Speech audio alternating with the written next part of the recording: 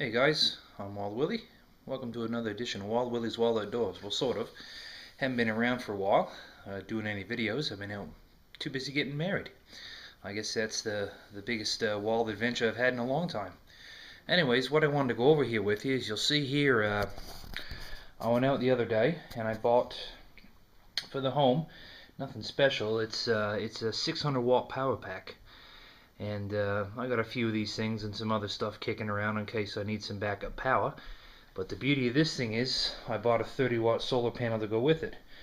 Now granted, the whole thing only cost me, with the power pack and the solar panel, they're both on sale, so I paid less than $300 for everything. This solar panel is 30 watt, so it will charge this thing on full sun in about 8 to 10 hours. The way my windows face, they're a south facing window, and I get the sun up from about 9 a.m. till about 5 p.m. So that's why I don't even bother taking this thing outside. I just leave it here in the bay window, back it up a bit, and it gets sun all day long. It pretty much gives it a full charge on empty. The reason I'm showing this is today, I don't know, it's February or March 2nd, 2012. A bunch of tornadoes went through the central United States, and the system is on its way up here.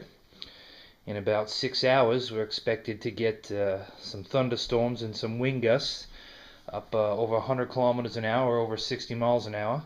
And actually, because I'm on the shores of Lake Erie, we expect to get it a little bit higher than that. So it's safe to say that my power is pretty much going to go out tonight. So these are one of the things I've got going on. So I'm going to give this a little test tonight. It's pretty much charged now. I'm running a lamp on it. My lamps all are LED lights, and on my in my place here. They're brilliant, you know, no more than a 4 watt, 5 watt LED light, and they give off tons of light. But anyways, I'm going to set this up, or I have set it up, and we're going to give it a go tonight, and chances are I'm probably going to need it, so I'll let you know how it makes out.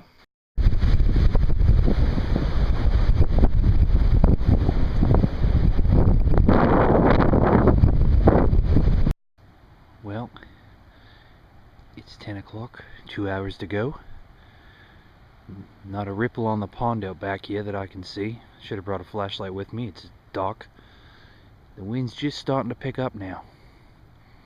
They say by 12 o'clock it's going to be a total shitstorm around here, starting around 12 and last all day Saturday morning into early Saturday afternoon. So we'll wait and see what happens. It's the calm before the storm, I guess.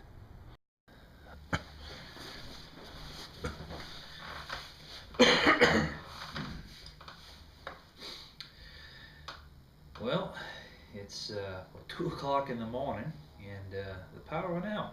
But you can see I'm doing all right here. I got lots of light. I got the fridge going. I got other stuff on the go. I'm not too bad. I can make a phone call or watch a movie or whatever.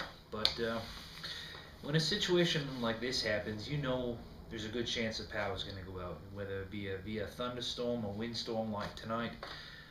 It's pretty predictable that there's a chance, and you'll know why the power's out. What you should get worried about is when the weather is fair and all of a sudden the power does go out and you don't know why. There's nothing to dictate it should have been out. So what I do around here is I have a contingency plan for when the power does go out. If it's fair weather, nothing's going on, and all of a sudden I lose power, first I make sure I have a look at the window. Do my neighbors have power? Are the street lights out? If they are, then what I'll do is I'll call someone. I'll call someone the other end of the city, a friend of mine. Ask them if the power's out. If the power is out, well then you know what, I'll take it a step further. I'll call someone in a nearby city. If their power's out, well then I know we have a bigger issue. Make a couple more phone calls, and if it's out across the Niagara region, then you know you got problems. If that's the case, the next thing I'll do, if we're in a 2-hour window, I have a gas station about 5 kilometers here, and gas stations sometimes have backup generators that'll last a couple hours. I'll go and get gas, get a little bit of money, get some extra food if I can. That'll be step number 2. Step number 3 is to try to figure out why the power's out. So I use that via the shortwave radio, listening to the two-way communications, listening to the UHF and VHF frequencies. Try to find out, even the National Weather Alert, Automated Weather Alert might have something on there. If not, I turn on just the radio, and if you can't pick up the local station, if the power is out, we'll try, you know what, a national like the CBC, or if it's something major like the BBC, and try to find out from there. And all that'll dictate, if you can find out why the power's out and how long it's going to be out, that'll decide whether you should be staying put or you should bug out or do whatever you have to do to keep yourself and the people around you safe. So that's just one of the little things I do here if I'm loss of power. I mean, there's other things you got to contend with. Right down the street here, I have a set of railroad tracks, and for you that live in the Niagara region, you'll know that last week a via rail passenger car went off the rails. 3 people died, but it was a passenger car. Now imagine that if it was loaded up with tankers full of toxic chemicals or full of fuels. I mean, the track I have is less than a kilometer from my house, so I would have issues if that was the case. But these are just a couple of things I do around here and the plan I have in place for when the power does go out to make sure I know what's going on the best I can. So I just thought I'd share that with you.